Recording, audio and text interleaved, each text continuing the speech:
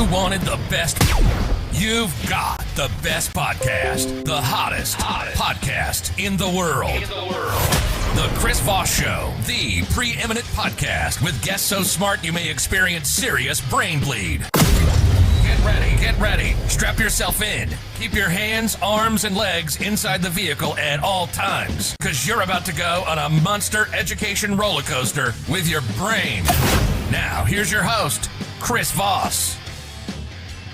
Hi, folks. Chris Voss here from thechrisvossshow.com, thechrisvossshow.com. Hey, we're coming here with another great podcast. We certainly appreciate you guys being with us today. Be sure to refer the show to your friends, neighbors, relatives. Tell them to sign up for the Chris Voss Show podcast.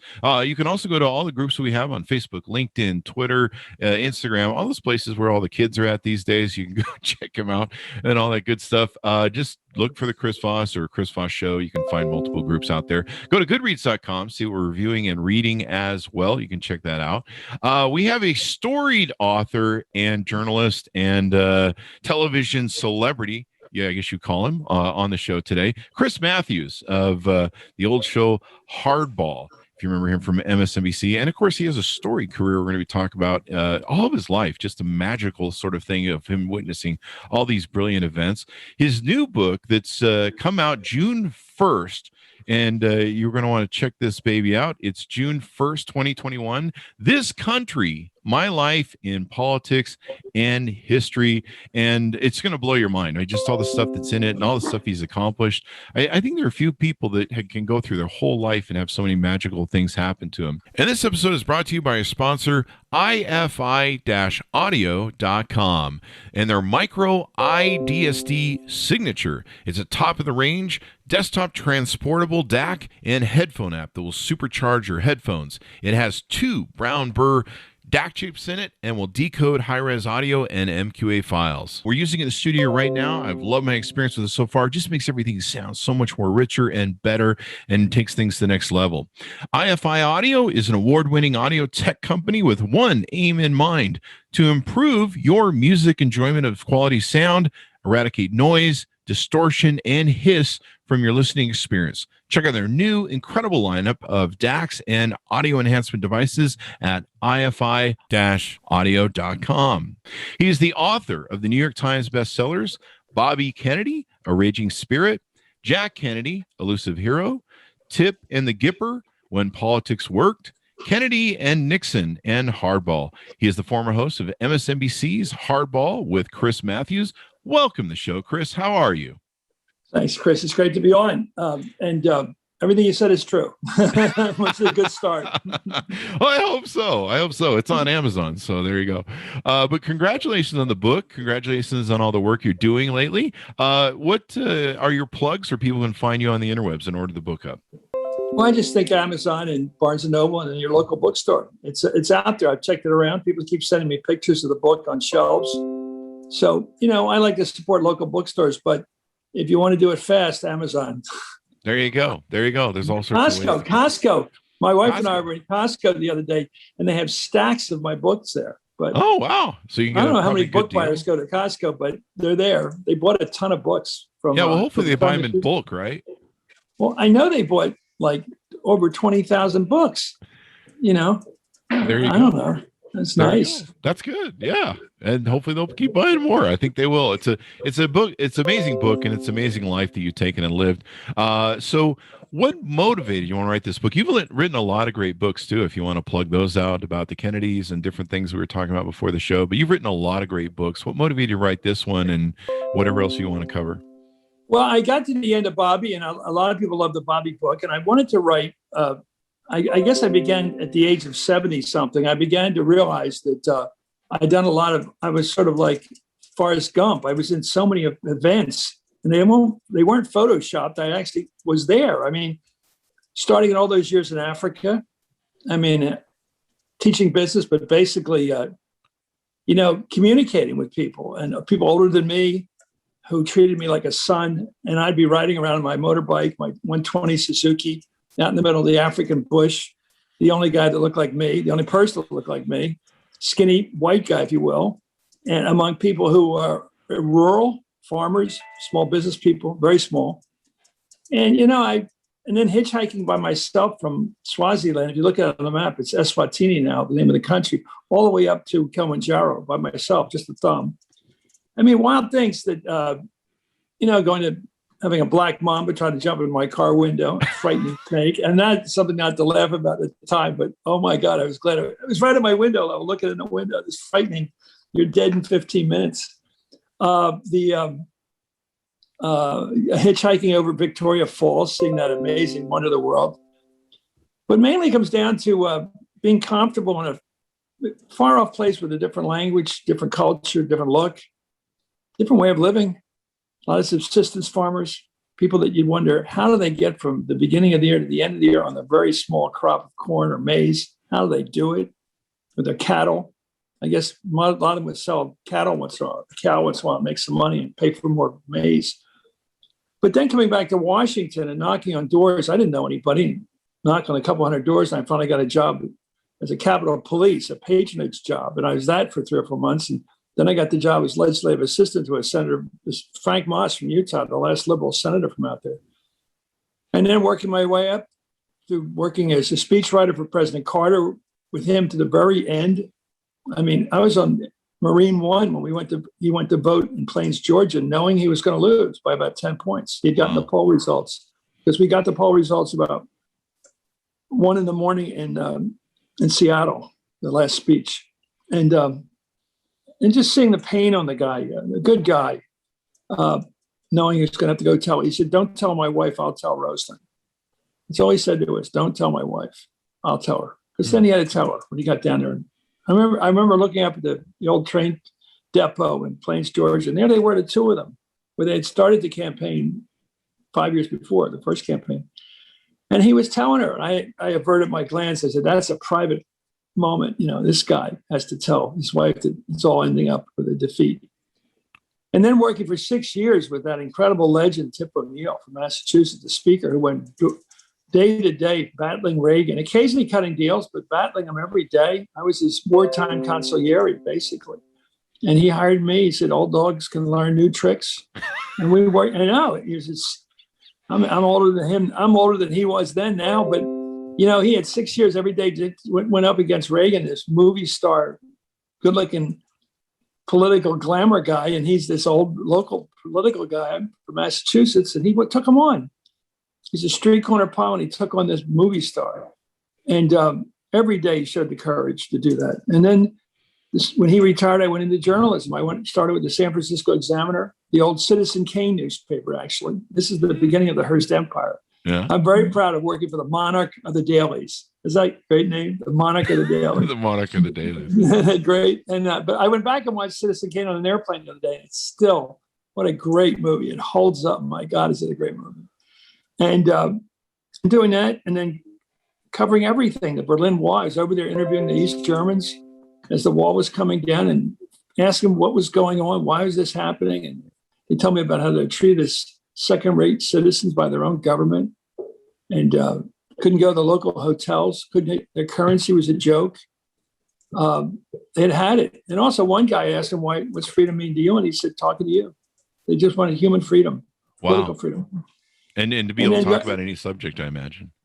Yeah, well, one woman said, we want to talk about capitalism and socialism, but we want to make the decision what we want, what kind of government we want. They were open to the conversation. They weren't anti-socialist in principle, but they knew that their government sucked.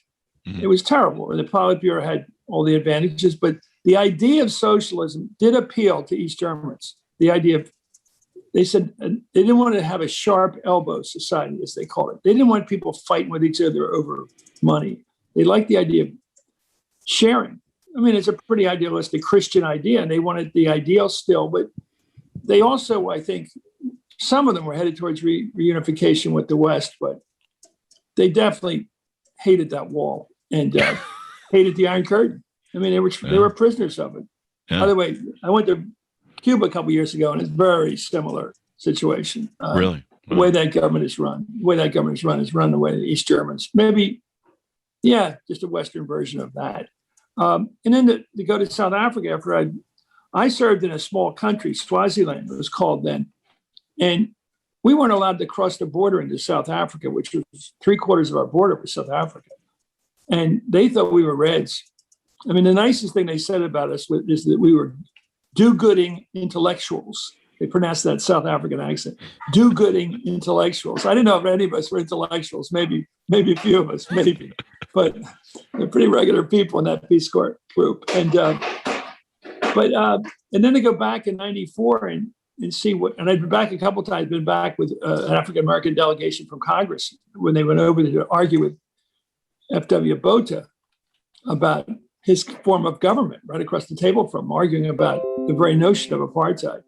And then to come back in '94, thanks to Mandela, Nelson Mandela, who insisted he wouldn't leave prison unless they legalized his party, the ANC, and the Communist Party. He wanted a true election. He wanted democracy. And over there, thanks to him, I was able to watch people lined up to vote from one horizon to another. It was astounding. And I was walking around with Archbishop Tutu, his ally, as he went to vote for the first time.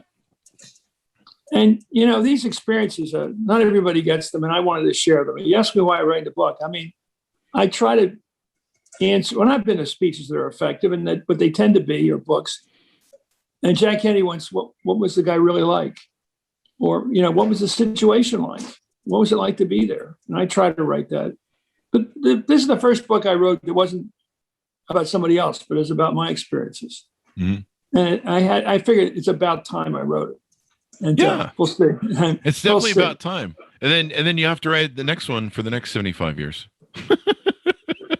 Easy for you to say, young man. Well, thank you. Easy for you to say. So you've lived this story life, 20 years of witnessing politics and commenting on it on MSNBC. Everyone loved you. Most everyone loved you. I mean, that's one of the problems. No, I had my critics on the left, on the hard left and the right. Hard left and right. Yeah. So I'm stuck somewhere center left. I'm not stuck. That's where I chose to be. I mean, I feel center left. I always figured I would be one of the conservative members. There was a block of them in the British Labour Party who were on the right, the center right, that I would feel comfortable with them. I mean, not with the real lefties, but allied with them. Yeah. Does Mika Brzezinski still miss the hardball opening? You're getting cute. I know her as a colleague. I don't know that fact. I know that she's been very supportive of me in the last couple of years. And her dad, I do write about her dad in the book. Zabig, so I pronounced it right. It's always a hard one, but Zabig. And he was national security advisor to Carter. And he was a very important guy. I mean, like one of the heroes of Operation. I mean, you didn't talk to him. He's so up there. And I remember going over to get his approval for a speech one evening, and it was about the Russian invasion of Afghanistan. And I was writing a speech about physical fitness or something. And it turns out that it was right after that invasion. So Carter would have had to put in his opening remarks something about that attack on Afghanistan by the Russians. By the way, the second country in history to know, don't invade Afghanistan. The British were wiped out. The Russians were, we all saw Charlie Wilson's War. They were thrown out by helicopter by those the shoulder-mounted missiles, the Stingers. They got them out of the sky. In fact, they'd be telling jokes of the air. That movie on the radio, you could hear the pilot telling jokes, and there he is, the guy with a Stinger missile blowing them away. I mean, it's pretty rough stuff. But I remember trying to get permission from Brzezinski. We had to clear our speeches with the top guys, and I said, the barbarous behavior by the Russians. And he looks at the word and he says, barbarous? You expect me to, and he's in black tie. I'm in black tie because we're both going to some press dinner. And that made me feel really important. I'm going to the same dinner as him. Yeah. And this guy, he said, I'm supposed to approve that on the run? Barbarous? So I had to go back the next morning, but he approved it. Carter used it. So you've lived a great life. I brought up Mika because Mika and Joe used to always talk about on the show about how she always wanted to stay up to be able to hear your opening hardball, delivery of whatever the opening line was. And so that's why I brought that up. 5-year-old kids like it. My audience tends old, of course, but there was some kids, grandkids probably of the regular viewers, who would go, they loved the way I said, let's play hardball. Just that one, let's play hardball. It was the speed.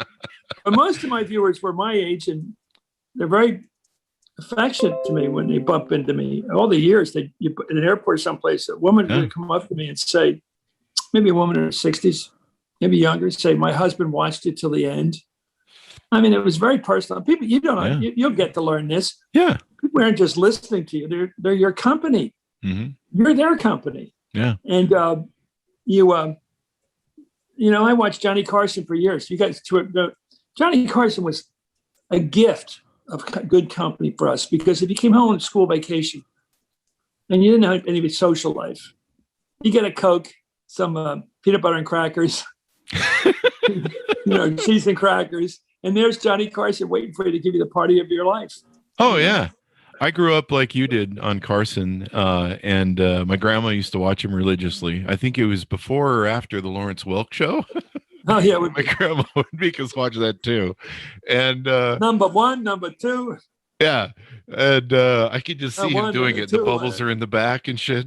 But no, you know what? You reminded me of a great stuff. I'm up in Montreal the week that Bobby gets killed, right before that primary date, Tuesday.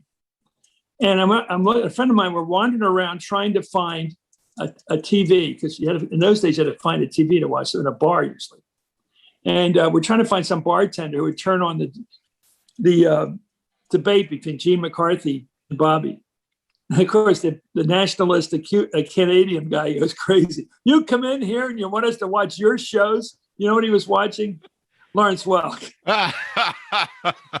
So that was his idea of Canadian nationalism, I watched Johnny Carson a lot to learn how to be a better host. I don't know if it's working or not, but I watched him a lot on how he deals with stuff. He's one of my favorite hosts to watch and see how they do stuff. So let's go back to your history. You grew up as an Irish Catholic in Philadelphia.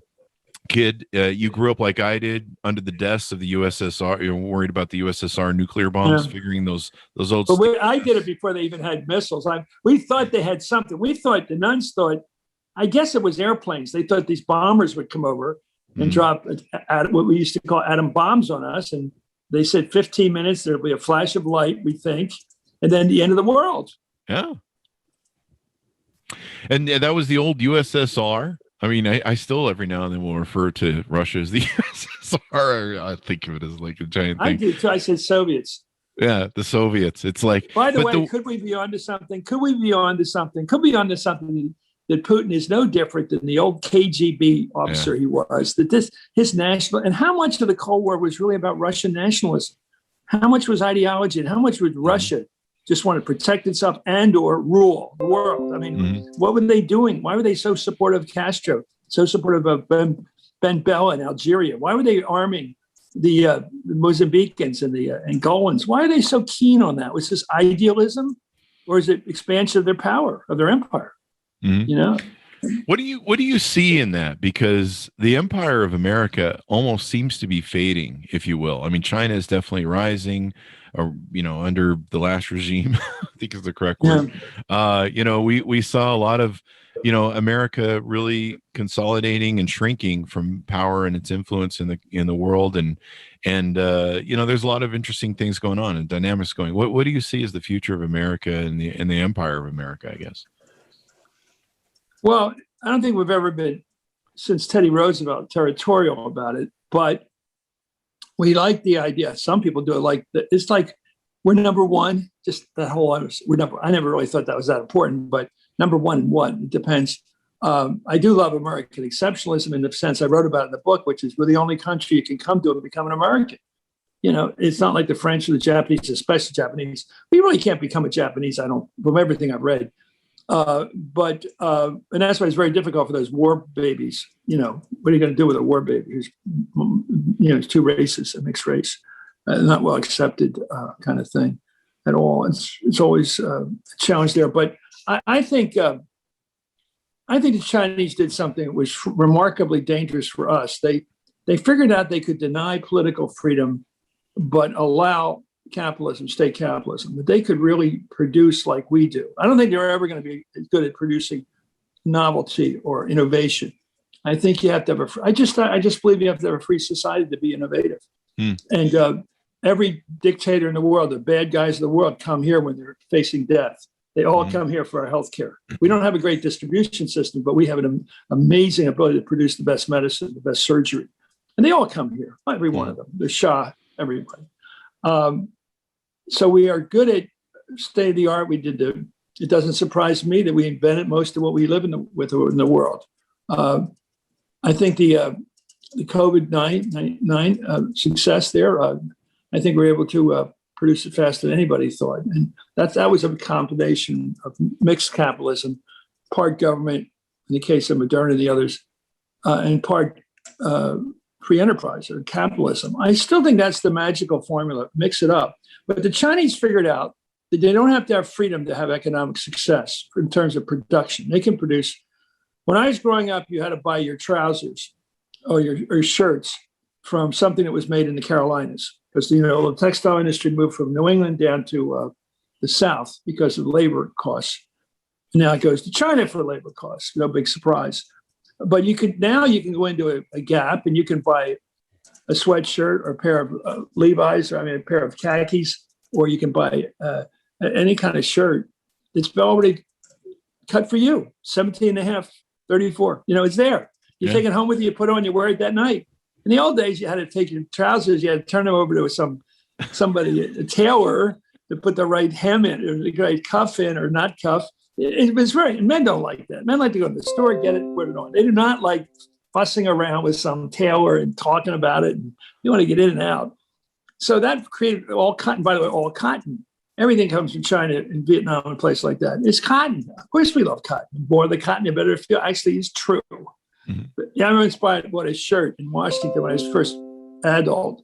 And I bought these shirts. They're really great looking blue shirts with button down collars. They're $8.75 or something. I said, these are great. These look really good. I took them home. This is August in Washington. You don't want to wear those shirts. This is out of Edgar Allan Poe stuff. These shirts don't breathe. These are taken from the dead, these shirts. They were horrible, but they were what you got to buy in those days. Open trade, free trade has hurt the working person in this country, but it has allowed the consumer options they never had before. Cars are better because of the German and the Japanese and the Korean competition. Without a doubt, better cars. They used to have a car, you'd buy a car every 2 years or every year because they're planned to be obsolescent. Trade has been good for quality, but it has enhanced the Chinese ability to compete with us. It's no doubt about it. And by the way, what are they doing with that money, that traded surplus? They're going into Africa and buying everything under the ground. They'll build a highway or a train station, a train line. And then all they'll ask for it is rights to the subterranean wealth for the next 50 years. And these people they're good at it. You could argue ruthless, but in the poor governments over there have nothing, subsistence income. They have very little tax base. And they have to give their people something to keep them alive. Yeah. And so the Chinese come in and offer them capital developments. They offer them trains, everything. And they bring their own workers in. They feed and house them, and then they take them back to China. So the only cost was the currency that they picked up from us, because we're borrowing from them all the time. And then they've been repossessing ports and doing all. It's like they'll repossess parts of a country, which is kind of. Wouldn't it be interesting, Chris, to get into their central planning board where these guys sit around and they plan the year 2040 or the year 3000, and they're sitting there playing. By then, we will own Africa. By then, we will have. Of course, they're going to have some foreclosures, whether they like it or not. Not everybody's going to make it on these bets. They might just say, you're 20 years digging our gold. You're getting out of here. I would assume certainly the debtor countries will stand up to them. But what are we going to do?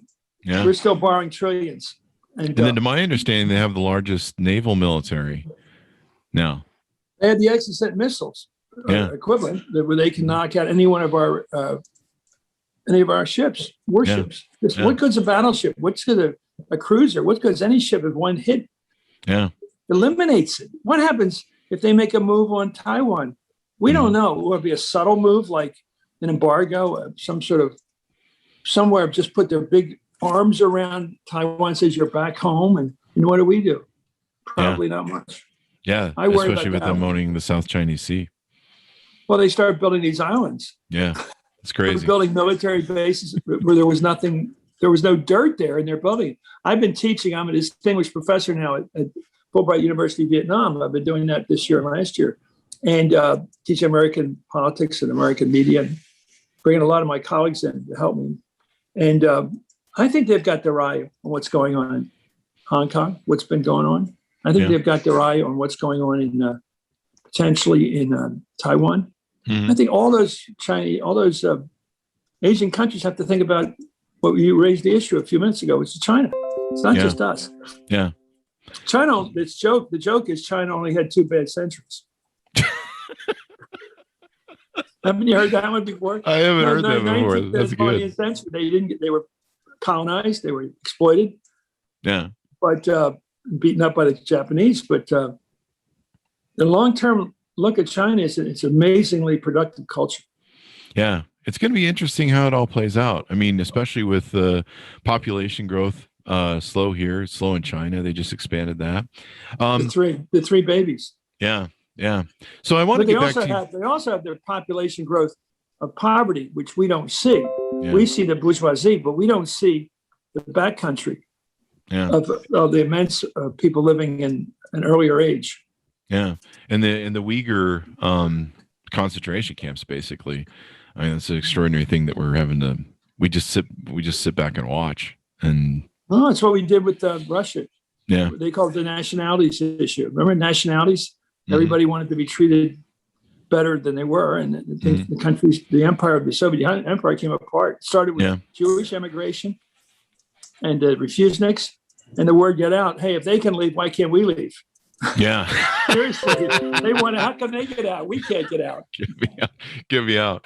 You know, one of the things you talk about in your book, your storied history, you started out in politics as a Capitol Police officer. And you said something really beautiful on The View. A cathedral of democracy is what you referred to the Capitol Police who protect that beautiful building that was sieged on January 6th. What were your thoughts on that? Well, I mean, Chris, think about, is there any other place in America? I mean, I do think about the Lincoln Memorial having that sort of reverence for me and everybody. Washington is a pretty secular city. You know, it's really about democracy. And I think about Lincoln giving the second inaugural address at that Capitol, maybe the greatest speech in history, which tried to explain the loss of 600,000 casualties in the Civil War with people shooting at each other across a field with they didn't even have foxholes. They're just shooting each other's chest. Yeah. Americans, but same religion. Most of them all are Christian, Protestant Catholics. They're almost Jewish, I guess, and they were all Americans, and they were all killing each other. And he tried to explain it in biblical language, that this is what God has brought back, what was taken by the whip. And he understood it was the whip. It wasn't something going with the wind. There's nothing kind and pleasant about slavery. Yeah. And he understood that, and he said that will be paid for by the sword. And trying to justify the horror that America had gone through and was still going through, to try to explain to America there was some biblical justice in this. It wasn't like some terrible mistake. It was ground out of our history. And I think that, and I think about debating the slavery itself in that building, the Civil Rights Bill coming out of that building with mostly Republicans for it, Everett Dirksen, and the history. It's the British trying to get in there. I remember I talked to one of the shows I did. I talked about when I was a cop that I would show people, even later when I had a big job there, I'd take people to the holes and show the bullet holes in the steps coming up to the first floor of the Capitol from the basement, where you can see the British, the muskets had fired their way in. Wow. Had shot their way in. And then when you really think about it, think about the fact that those guys on the airplane over Pennsylvania, you said, let's roll. And they charged into the cockpit, and the plane went down. And that plane, most people think, was headed for the Capitol. It made sense. One for the Pentagon, one for the Commercial Center in New York, and one for the Capitol. And they never made it because of them. And so we've had enemies that have been trying to destroy that Capitol. And I felt defiled. I felt like, I actually spent some of my life, a short part of my life, defending that building. And more importantly, I spent my life walking through it. It's a great place to work in the summertime, by the way, because it has you're working in what do Eskimos live in? Igloo. It's like an igloo. Igloos, yeah. It's totally cold. It's totally cold in the summertime. And I had a parking place out front, and I was an AA to the speaker, and I had a nice desk, and I'd sit there like a Mandarin dealing with people that came in and working for him. And so much of my life, I loved that place. And the cops I worked with were a lot of them are country boys, ex-military guys, probably a lot of Trump voters even today, I would expect, just done culturally. And yet, I think they would. And one guy said to me, I'd die for this place. And then when we're just talking, and he said, of course, I wouldn't do anything for that riverboat down the street. So there's a competition among buildings in Washington. There's one you will die for, one in the hell with that place. It's an interesting tribalism. But I don't know, I learned from those guys. I love that line, though, Cathedral of Democracy. That was just such a beautiful line. It's yours. Sure. Yeah, it's all of ours. Yeah. Now, let me ask you this. You ran for office. If you had won, how would that have changed your life? Well, I grew up in the era when I'm 75. I grew up in the era when running for Congress was a roadmap to running for president. Mm-hmm. Jack Kennedy was a congressman. Jack Kennedy was a senator, but nobody would be talking about him today if he was a senator. But he went on and became a president. And so, it would all be about promotion, advancement, ambition. I know. And in Philadelphia, if I'd beaten the machine, the old organization, which is still there, pretty powerful, I would have to keep fighting it until somehow we assimilated to each other and they accepted me. No, it would have been a challenge. Of course, I know. I immediately started thinking about the Senate in Pennsylvania. I just know how I'd be thinking.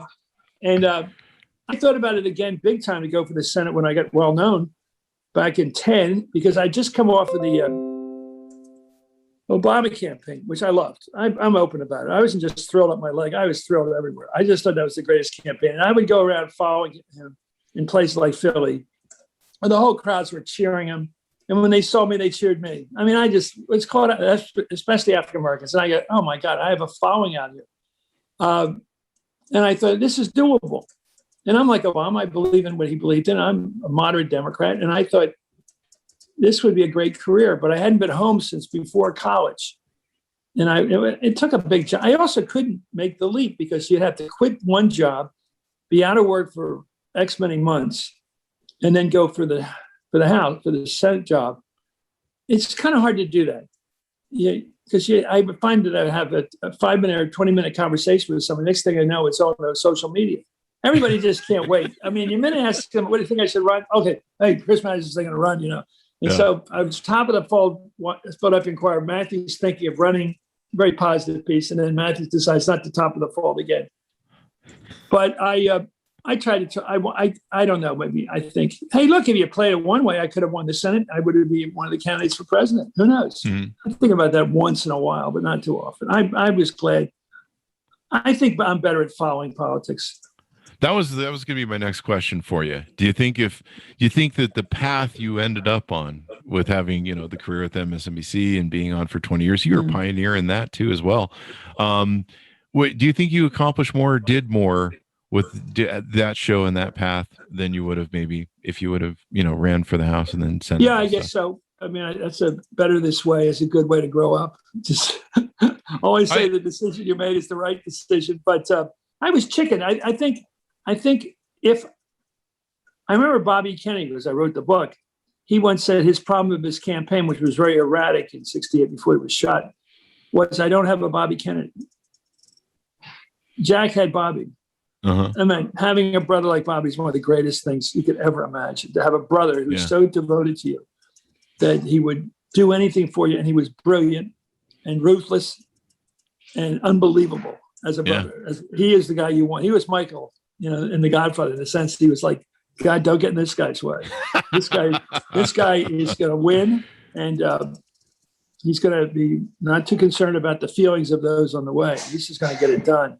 And Jack wasn't like that. Jack always wondered, does that guy not like me? How come he doesn't like me? Bobby didn't care. But Jack was always worried, doesn't he like me? Why does he not like me? Bobby, those two brothers are very different. Jack never wanted to be alone. For example, he wanted to be in bed at night. He had Dave Powers stay with him till the very end. He didn't read in bed like I do. He wouldn't let him leave. He'd say, turn out the light. If they're, and that with Bobby on the other hand, loved being alone. They're very different personalities. My brothers are like that, I guess. Well, Bobby had like 8 kids or something, didn't he? Or 10 kids, or he had a lot of kids. He probably enjoyed some alone time. I don't know if Jack wanted that many. I don't think Jackie wanted that many. That was a hell of a lot of kids. But so did their old man. Yeah. They came from 9. Yeah. My Did wife I say Jack or Bobby? I came from, huh? Did I say Jack or Bobby with 8 kids? Did I say Bobby? No, you got it right. I got it right. So let me ask you this: with I mean, Carter, Ethel was always pregnant. I mean, she was always having babies. For years. Yeah, he had a lot of kids. That's probably why he enjoyed some quiet time. I think he liked to be Papa Bear. I think he liked having all those kids around. It seems he did.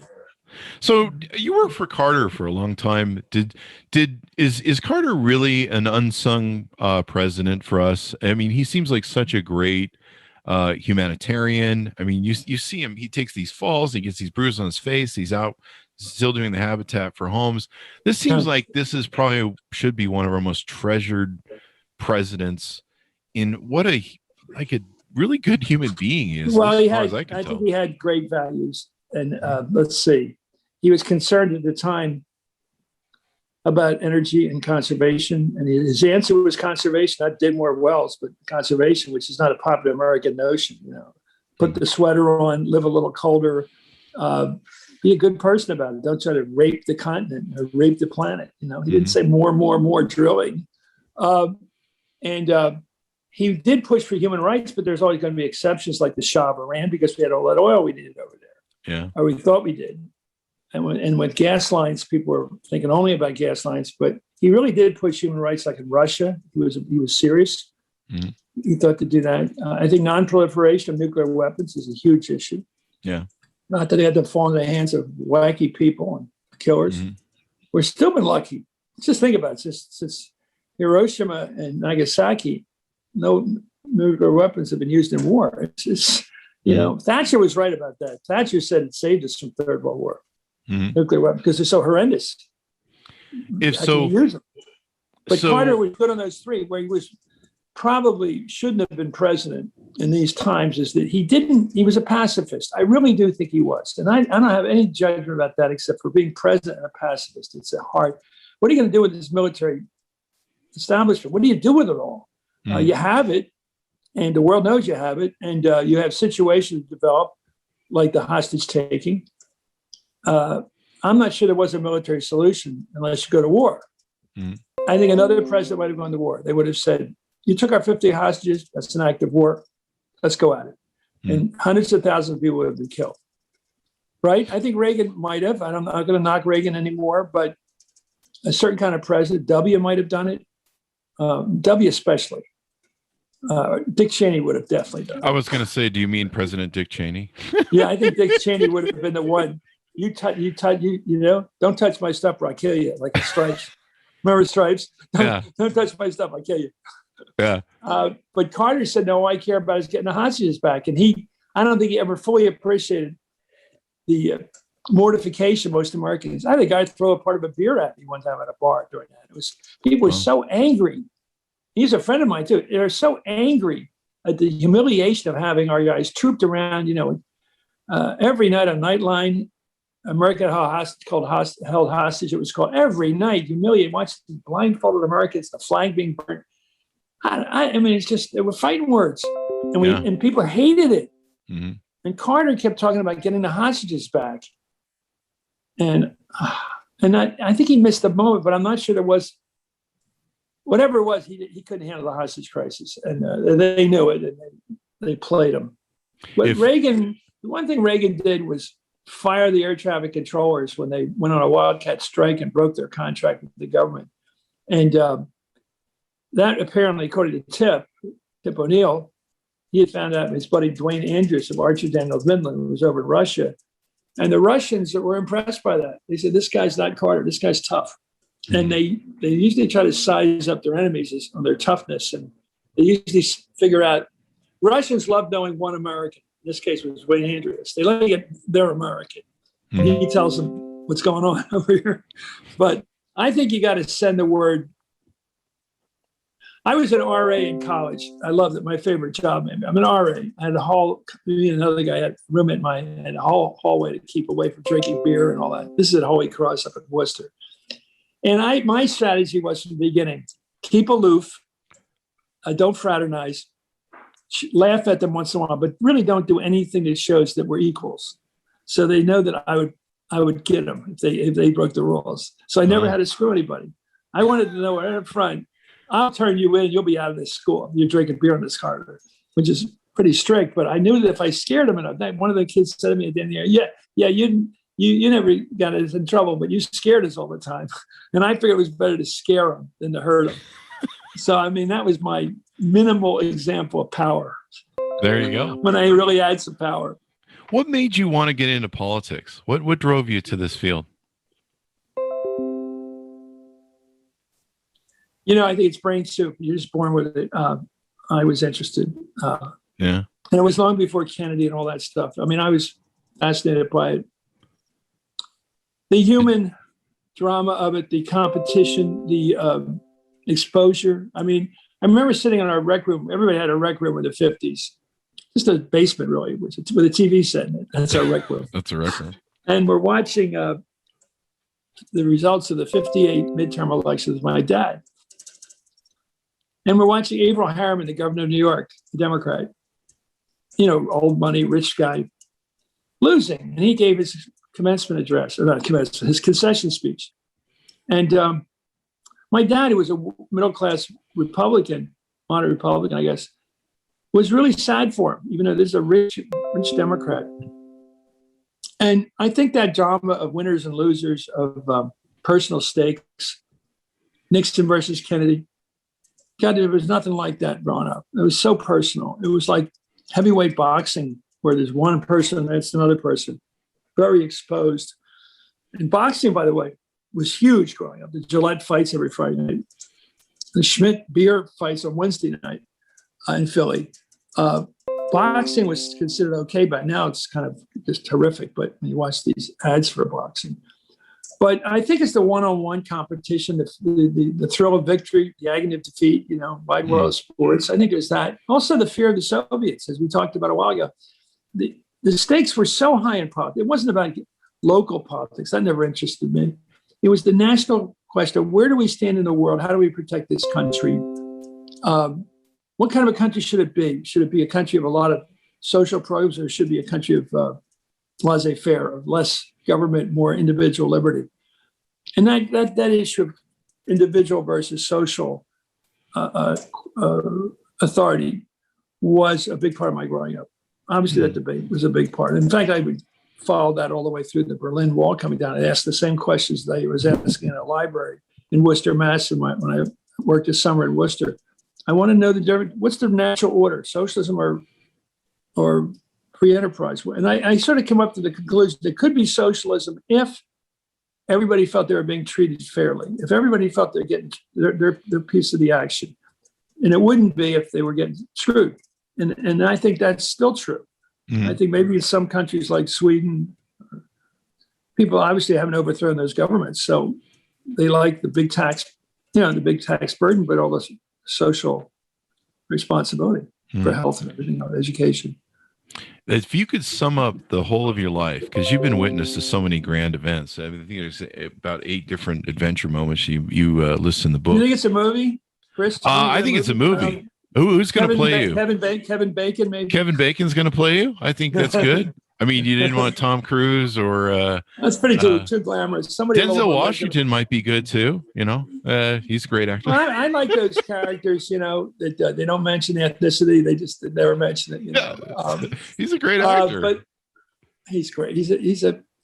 I saw him give the commencement address for my daughter when she graduated from the University of Pennsylvania. He was a riot. He pulled one of these numbers where I think he did the Orson Welles trick. He walked out and dropped his entire speech from the lectern all over the place. Yeah, that's what Orson Welles did the night he did War of the Worlds. Did he? He walked out into the studio in New York, I guess, and he dropped his entire script on the floor right as they're going on the air. And then he had another one in his pocket. So it was apparently some technique he had for getting everyone to relax. That's when he talked about the world being attacked by aliens, which is one of the most, without doubt, the most memorable broadcast in history. Oh, yeah. Totally. People were jumping out of windows or whatever. What was going on? Totally. So if you could sum up your whole life in one sentence or one word, everything you've experienced, everything you've witnessed, what would that phrase or adventure. word be? Adventure. There you go. I try to put them in the book. I wish I had more, but I have a lot. You know, I do like it. I mean, I do feel like Zelig or somebody sometimes. What am I doing there at the wall coming down? Because I went there because I knew it was coming down. I was in South Africa because I got GMA, ABC to pay for it. They sent me over. I was at Belfast because MSNBC sent me over. I was in, I was at CNBC. I went to the Pope's funeral in the first part of the century, which I didn't talk about yet, but that was a fantastic experience. Being up on Janicolo above St. Peter's Square, listening to that incredible music and watching 5 million people wait in line to view the late Pope. And learning things like, I always try to learn something. Why was he Pope? He's a Polish Pope, the first non-Italian Pope for centuries, I guess. And one reason he was popular is that he took the job of the role of Bishop of Rome seriously, not just as a title. And he would spend every weekend, he did about 170 of these weekends where he would go to a parish in Rome. There are like 225 parishes in Rome. And he would go to a parish, have dinner with the priest, get up and say mass the next morning, and then go to the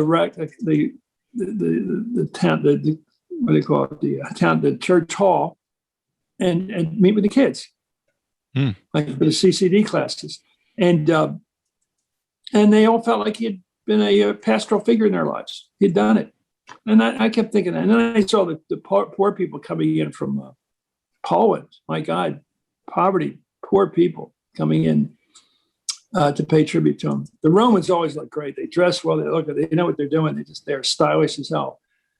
But the Polish people came in a different kind of love of this guy. He brought down the Iron Curtain in many ways. A lot to do with it.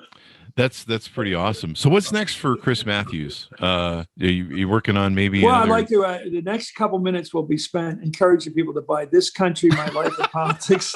That's the next couple minutes. We've just been through that now. So after that, I don't know. I think I better take a break to keep some comedy in this household. I mean, too much focus on me. He said, "Would you run for office?" I don't feel comfortable. Yes, I do, but I don't like feeling comfortable with being comfortable with ego. Yeah. Like, let's talk about me.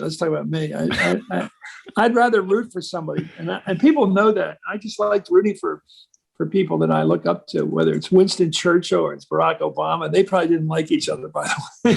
I'm not sure he got rid of that Franz, didn't he, out of the White House. I have heroes, and like Johnny Carson was a hero of mine, and Steve Allen before that, and Sid Caesar was a huge hero of mine. I love Sid Caesar. Mm-hmm. So I meet these people, and I love Cary Grant movies. Yeah. And, I was watching a Cary Grant movie the other night, and Bringing Up Baby with Kate Hepburn, and this is where this thing about critical race theory comes in.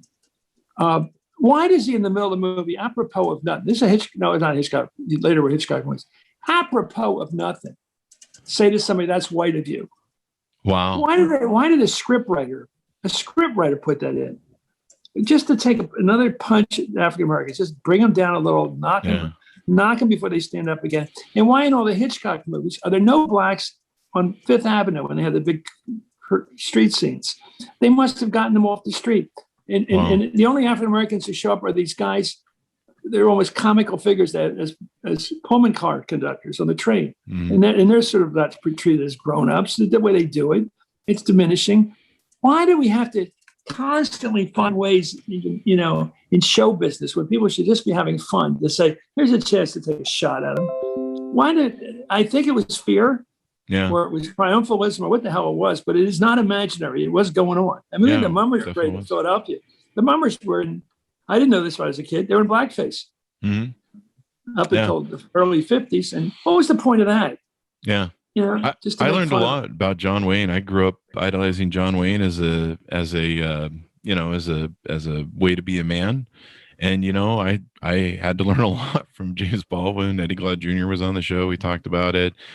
Someone wrote Jesus and John Wayne. Kristen Dumais was on the show recently. And so, there were all these things. And it's interesting because you've lived a lot like I have, where you've gone from the USSR and hiding under your desk to where now kids are hiding under the desk for a different reason.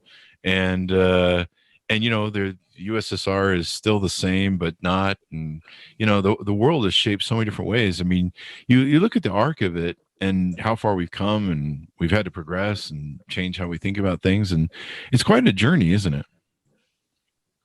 Yeah. On race, I think we're on the journey. We're on the journey. And I think everybody would say we're on the journey. I was never told growing up, but I'm a history buff, about Tulsa. I learned about it last week. Yeah. So what's that tell you? Yeah. But I'm lucky because, fortunate is a better word. When we were in Peace Corps training down in Louisiana, down in the backwoods of Louisiana, backwater, poor whites, white-only signs on the laundromat. When I was in grad school at North Carolina, I saw the white-only signs in the waiting areas, and how they phrased African Americans in this other waiting area. And we saw, we were in college week. We drive overnight to Florida for college week, and we would see the white-only signs, the men's rooms, the gas stations.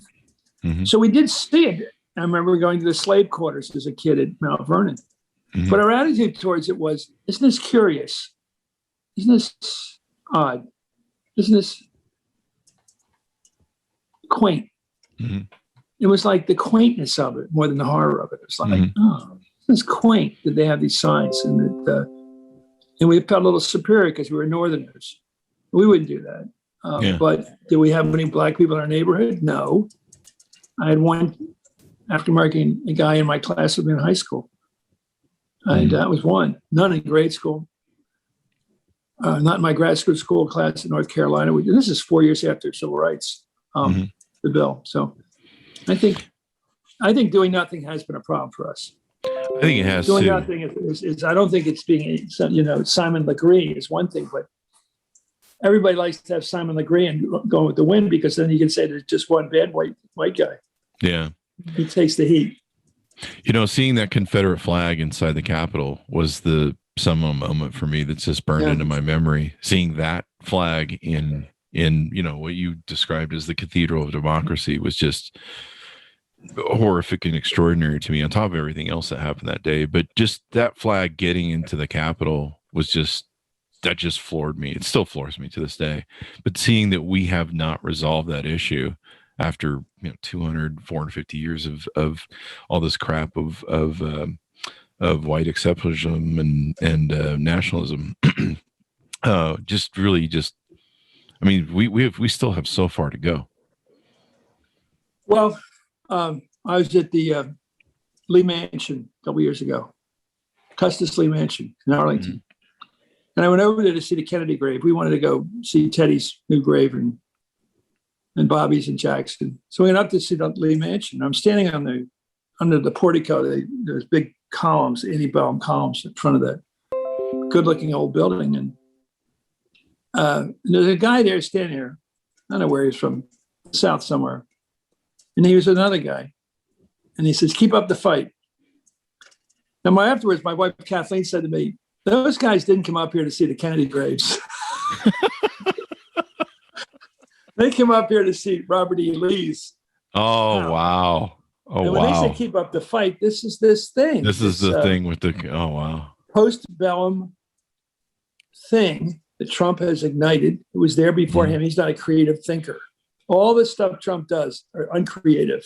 It's all about just ripping the scab off and saying, oh, it's about the immigrants, or it's about the blacks, or it's, he just knows. Whereas the Chinese, it's always a tribal thing, big surprise. And he's ignorant of history, but he knew enough about race that he could work it. And he knew exactly what he's done. Yeah. And now he's gone out and said, it's Benedict Arnold stuff. He's Benedict Arnold, or maybe he's worse than him. Yeah. Because Benedict Arnold, at least for a while, was a good guy. And then he became a bad guy. When was Trump a good guy? I mean, the idea that after having elections every 2 years for Congress, going back to 1788, for president since that year, every 4 years, our great pride is our electoral system. The pride of that electoral system is what guarantees freedom. Mm-hmm. I've thought this through. Freedom and free elections work together. If you have the free elections, you can keep your freedoms, because then you won't get away with much. People still vote, and you won't get elections unless you have freedom to have the elections. And you got to have both. And that's why the Constitution is so good. And we have to realize that these public officials swear an oath to the Constitution and to that Capitol building, not to anybody, not to Trump. Yeah. But they think they made an oath to Trump. They are confused. And there's about a quarter of the country might fit this category, who believe there's going to be a reinstatement in August of this guy. Oh, of course. Yeah. That happens all the time, right? Where's that word? You can't find that. You can Google that word. You will not find it in the Constitution. There is no Let me grab my reinstatement. Reinstatement itself. Pretty sure. Wasn't that Article 5 of anyway? No, you're right. The fact that he would come up with a totally new word that has nothing historic about it. What's he going to do? There's probably going to be trouble before August. Or after August. I mean, it's quite extraordinary. When we had Tom Hartman on the show shortly after January 6th, the big radio guy. And he said to me something that just threw me out of my chair. He goes, "You know what they call January 6th, don't you?" And I go, "What?" He goes, "Rehearsal, practice." Oh, great. Yeah. And if you study the what was it, the Hitler bar thing where he first tried to raise an insurrection. Yeah, the push. Yeah.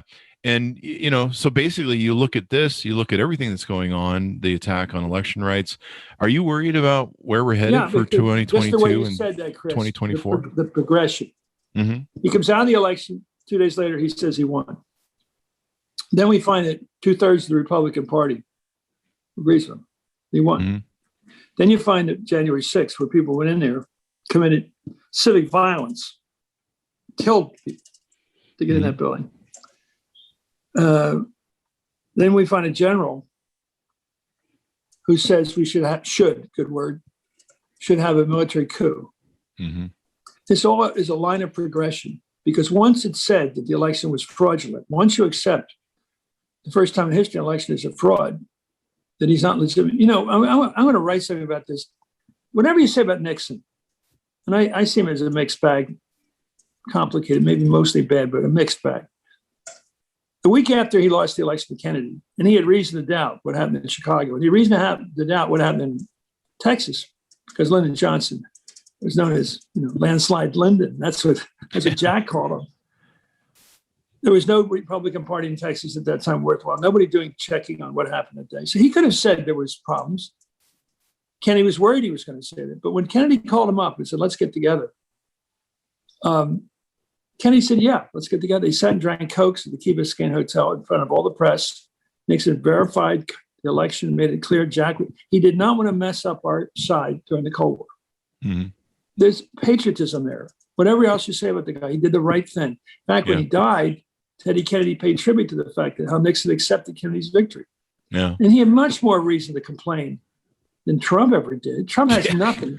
Trump will say Arizona and Pennsylvania, but there's no case. Yeah. But Nixon had a case.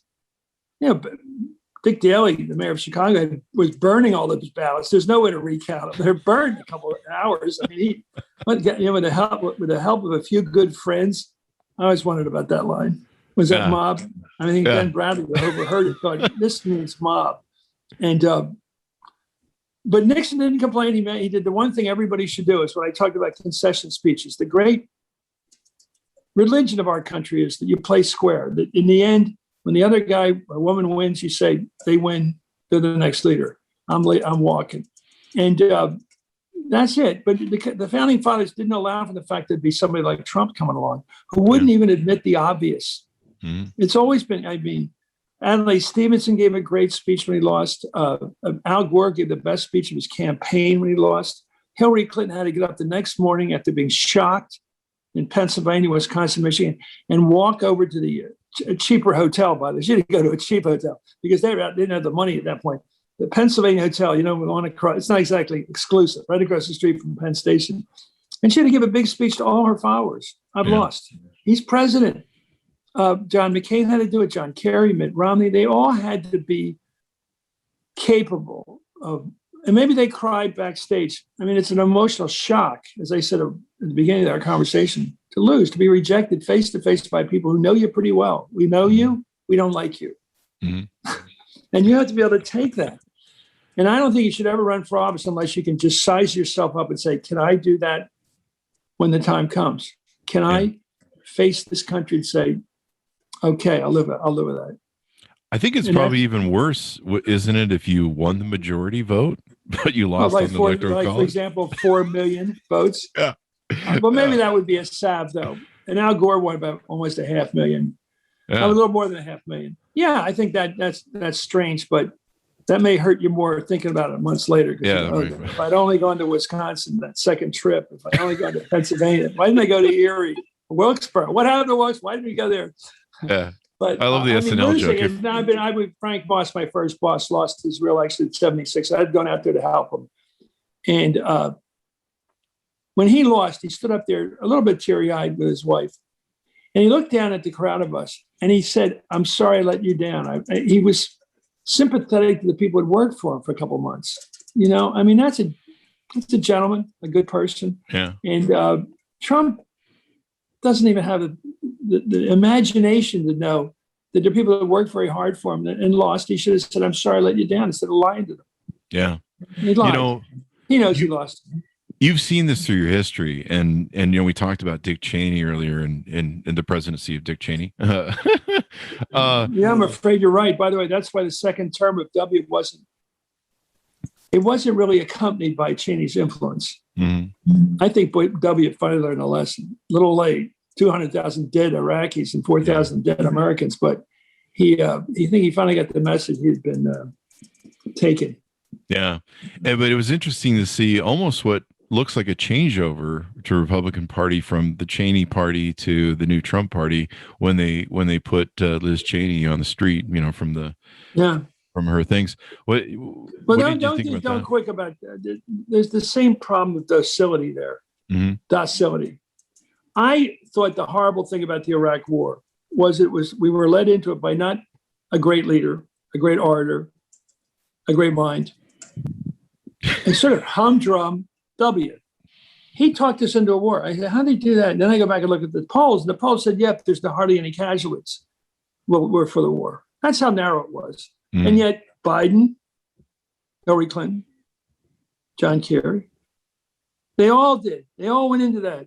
That was the easy vote. Oh, yes, sir. That's an easy vote. And they could have said, no, we don't attack other countries. We're not the aggressor. The aggressor is the bad guy. This country never attacked us. We were encouraging that fight between them and the Iranians. What are we kidding? I think we were rooting for the Iraqis. WMD was bogus. It was a bogus discussion.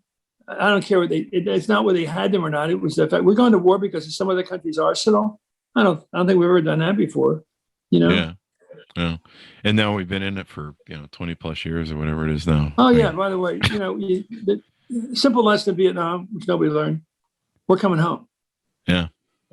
We're not the Brits. We're not going in there to stay.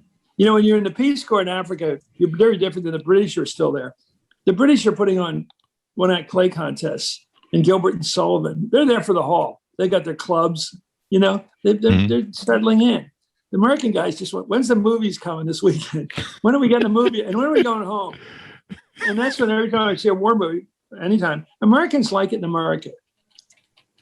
We don't have to go live somewhere else. Yeah. And the Brits wanted to get out of that little island of theirs and go there. It's like in Lawrence of Arabia. You have a love of desolate places. Remember that? There you go. You British have a love of desolate places. Yeah, you watch the fading of the empire. So let me put you on the spot here. Who's the better Speaker of the House, Nancy Pelosi or Tip O'Neill? On discipline, Nancy. Ah, there you go. I've watched her shepherd that flock pretty well, and she has a good way of bringing the ones who want to be known for breaking out from the pack, like AOC and the Squad. They want to be known for the ones that are standing out. They don't want to be fitting in. So she understands their politics. She hasn't made enemies of them. She tries to give them a balance to the action. I think she knows. The Speaker had, in our day, had 40 more Southern Democrats. They're all gone now. The Dixiecrats, they're all Republicans now, those districts. So we had people that already settled in on the other side. And for the years of the Kennedys and Johnsons and all that, they always voted with the Democrats once in a while on Social Security, Medicare, things like that. But generally they were Southerners. They voted with the Republicans. And that the party always looked bigger than it was. Remember, go back and look at the Civil Rights Bill. It's very instructive. The Civil Rights Bill was passed by mostly Republicans. That's just a fact. The South had 22 Seggies in the United States Senate. Segregationists, out and out segregationists. Roosevelt had them. Look at Sparkman. He ran with Adlai Stevenson in 1952. A segregationist from Alabama. The Democratic Party has something to answer to here. They definitely have. It was interesting how it flipped between the Republicans and civil rights and stuff during Lyndon Johnson. Well, the Republicans have a habit now picking up where the Democrats drop somebody. If they're not loyal to working white people, the Republicans are there to grab a hold of them and marry them.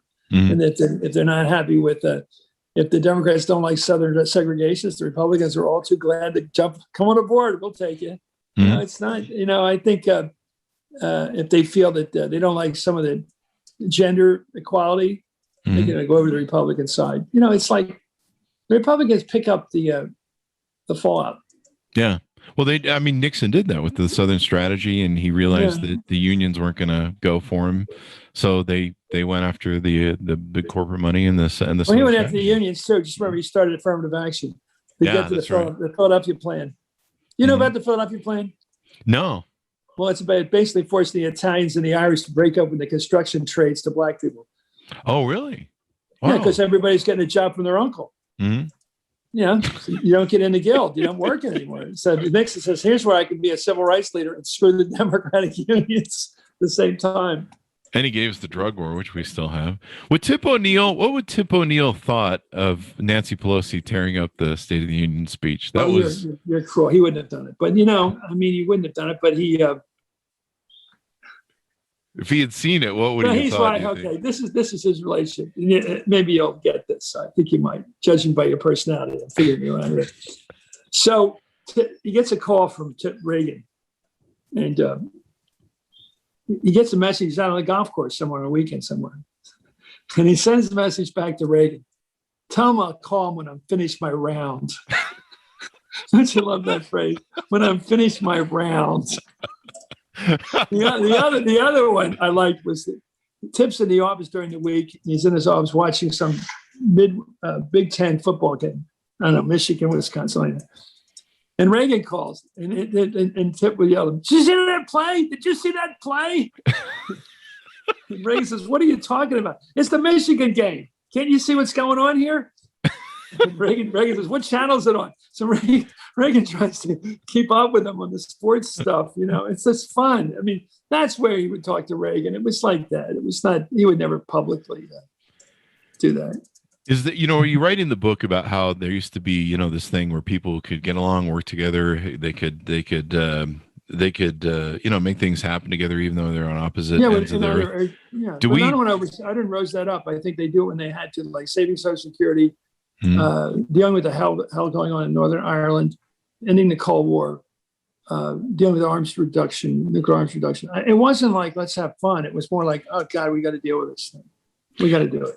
Do you see us ever getting back to that, or we just can continue? We're headed towards fascism the way we're going and the way the January 6th practice was. God, I don't know. I think this is a tough time. I don't see this administration getting anything done. Okay. And I say that because if you don't get rid of the filibuster and they don't have the 50 votes to do that, then they'll demand 60 votes for everything. And that means voting rights, police reform, immigration reform. I mean, everything they want to do, infrastructure. The only thing I can see getting through, and therefore that's a good thing to get to. I might disagree with the left, but in the end, the hard left will say, better something than nothing, because if you get nothing, the hard left will be mad about it. I mean, they will. And they're not going to say, good work, you didn't do anything. So in a way, they have to have a Nancy Pelosi compromise with the squad. I think we get something like, suppose 5 Republican senators have agreed to infrastructure, to something short of $1 trillion, but say $800 billion. Biden, the president, will then have to decide, and Manchin will have to decide, and Sinema, Arizona. Those 2 senators have to decide whether that's enough bipartisanship. Because remember, Joe Manchin is not saying I want a better bill. Joe Manchin is saying I want bipartisanship. So if that's enough, it might be, knowing a good lobbyist would say, let's try Manchin with 5 Republicans, maybe a few more, but we're going to do this through reconciliation. So we will have enough votes to do it, and he'll join us in reconciliation. So then you get a big spending bill through. Then what do you do next? I don't know. Yeah. But in my day, when we were fighting with the Republican leader over this infrastructure, and he was dumping all over the Democrats for spending all this money, I called up the chief engineer in Peoria, Illinois, and I asked him to give me a list of all the bridges below safety code in Bob Michael's district. And Tip went on the floor of the House, ran on the well, and read the names and addresses of all the bridges in his opponent's, the Republican leader's district, that had bridges falling down. He turned Bob Michael's face red. He goes running to the back room. He passed the bill. I got to tell you, that's the way to play hardball. It's clean politics. Just, I don't know why they aren't mischievous like that. I mean, I used to be like that. I would dig up, I would organize rallies and stuff like that with labor unions, and Tip would come up to you and say, is this one of yours? I loved it when he said, is this one of yours? So it also, when I screwed up, he'd say, another great tribute he gave me, if I'd screw up one of these things, he'd say, fix it. I loved it when he'd say that, because then he figured I could do it. Fix it. I don't know if we have a hard out with you, but I don't want to keep you all day, but I could talk to you for days. Who came up with the name Hardball for your show, and why? Well, my book, 1988, my first book was Hardball, How Politics is Played, Told by One Who Knows the Game. It was a word used by, it comes from Mr. Dooley, the Irish bartender in Chicago, I guess it is. And he'd say politics ain't beanbag. That's where it comes from. It's Hardball. It goes way back to that Finley, whatever his name is, that Irish writer. That's cool. And that's where it came. And then Pat Buchanan did when he was being probed during Watergate, and he would go through, there's dirty tricks, there's this, there's hardball. He would show the different categories of degree, matters of degree of how bad. Sometimes it's just hardball, and sometimes dirty tricks, and sometimes other. I said it was clean Machiavellian politics, which was, in other words, clever politics, but clean and acceptable, and yet you win. Yeah. There you go. So that's what and on the show, I used it to mean I'm going to ask the person 3 times for the question. 3 times. I'll go a little further than a normal person or any civilized person. I'll just keep asking the question until they answer it. Even if I become obnoxious in doing it. And I succeeded in becoming obnoxious. That did work.